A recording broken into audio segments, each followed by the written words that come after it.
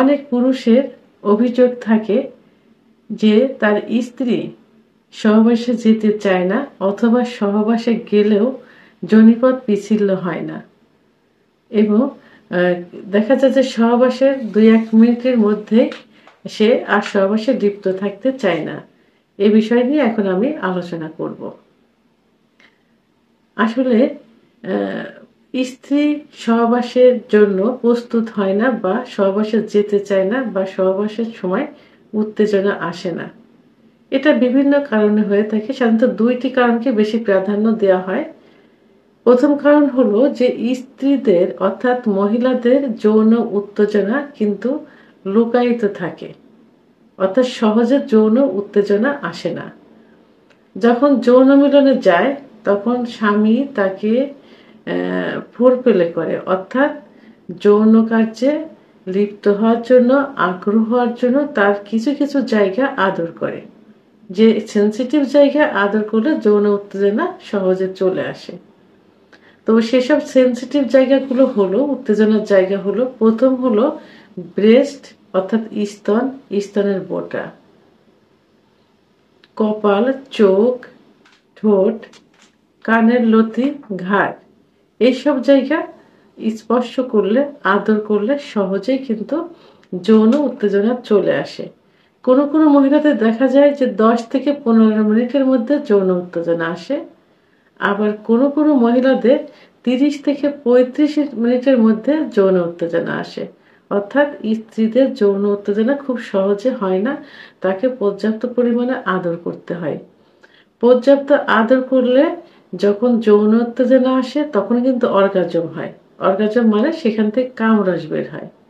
আর কামরস যখন আসে তখন যোনিপথ পিচ্ছিল হয়, আর সহজে তখন যৌন কার্য সম্পাদন করা হয়। এতে স্ত্রীরও কোনো সমস্যা হয় না, স্বামীরও কোনো সমস্যা নেই। স্বাভাবিকভাবে তারা যৌন কার্য সম্পাদন করতে পারে এবং পর্যাপ্ত সুখ অনুভব করতে পারে।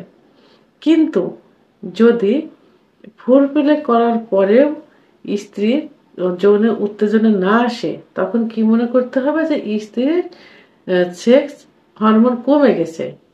অর্থাৎ মহিলাদের যে সেক্স হরমোন থাকে ইস্ট্রোজেন হরমোন, ইস্ট্রোজেন হরমোনের মাত্রা যখন কমে যায় তখন কিন্তু তার সহবাসের প্রতি কোনো আকর্ষণ থাকে না, অর্থাৎ তখন তার সেক্স হরমোনটা কমে যায়। আর সেক্স হরমোন কমে গেলে যৌন উত্তেজনা আসবে না, কোনো আগ্রহ থাকবে না।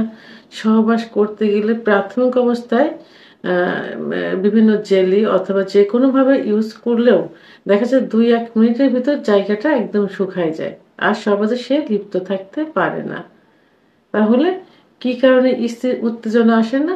2টা কারণ প্রথম কারণ হলো যে তার স্বামী হয়তো তাকে পর্যাপ্ত পরিমাণ ফোরপ্লে করতে পারে না, অর্থাৎ আদর করতে পারে না। এই ফোরপ্লে এবং আদর করার পরেও যদি না আসে তখন তখন বোঝা যায়, অর্থাৎ পরীক্ষা করলে ভালো একজন যৌন বিশেষজ্ঞ, বিশেষ করে যদি হোমিওপ্যাথি রেজিস্টারকৃত কোনো ডাক্তারের শরণাপন্ন হওয়া যায়, ডাক্তার সাহেব যখন তাকে কিছু প্যাথোলজি করতে দিবেন, অর্থাৎ হরমোন টেস্ট করতে দিবেন, হরমোন টেস্টে যদি দেখা যায় যে হরমোনের মাত্রা, অর্থাৎ ইস্ট্রোজেন হরমোনের মাত্রা কমে গেছে, তখন কিন্তু তার সেক্স হরমোনটা কমে গেছে বোঝা যাবে এবং সেক্স উত্তেজনা আসবে না। তা এভাবে ল্যাবরেটরিতে পরীক্ষা করার মাধ্যমে বোঝা যায় যে তার সেক্স হরমোনটা কমে গেছে।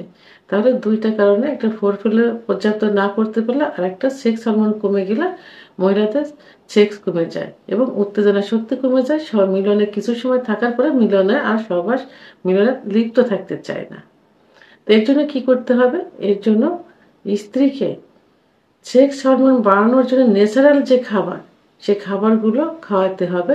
এটা নিজের দায়িত্বে, অর্থাৎ স্বামীর দায়িত্বে। কারণ মহিলারা সবসময় একটু লেজি থাকে, অলস থাকে, বিশেষ করে এইসব বিষয়ে। কারণ তাদের ধারণা যে শুধু বাচ্চা দেওয়া এবং সংসার করা, স্বামীর সেবা যত্ন করা ইত্যাদির মাঝে তারা সীমাবদ্ধ। সেক্সটা যে একটা মুখ্য বিষয় এটা তারা মনে করে না, এবং এই বিষয়ে তারা অতটা সচেতন না। অবশ্যই এখন নেট দেখে অনেকে একটু সচেতন হয়েছে বিভিন্ন প্রোগ্রাম দেখে। তারপরেও পুরুষ অর্থাৎ স্বামী এই দায়িত্ব পালন করে স্ত্রীকে দেখাভাল করা, অর্থাৎ সেক্স হরমোন বাড়ানোর জন্য যে খাবারগুলো আছে, যেমন ডিম, দুধ, কলা, খেজুর, বাদাম, মধু, এগুলো নিয়মিত খাওয়াতে হবে। তারা সংগ্রহ করে নিয়ে এসে খাবারের তালিকায় যারা যেন স্থির রাখেন সে বিষয়ে খেয়াল রাখতে হবে। আর সর্বোপরি কি করতে হবে? সর্বোপরি সেক্স হরমোন অর্থাৎ সেক্স বিষয়ে যে চিকিৎসা দেওয়া হয় সেটা একমাত্র হোমিওপ্যাথি ওষুধের মাধ্যমে সেক্স অর্থাৎ যৌন রোগের পারফেক্ট চিকিৎসা পাওয়া যায়।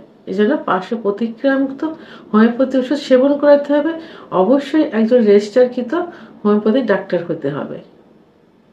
তো বন্ধুরা, ভিডিওটি সম্পর্কে যদি কোনো মতামত থেকে থাকে অবশ্যই কমেন্টসের মাধ্যমে জানাবেন। আর ভিডিওটি ভালো লাগলে লাইক, কমেন্ট, সাবস্ক্রাইব করে আমাদের সঙ্গে থাকুন। আল্লাহ হাফেজ।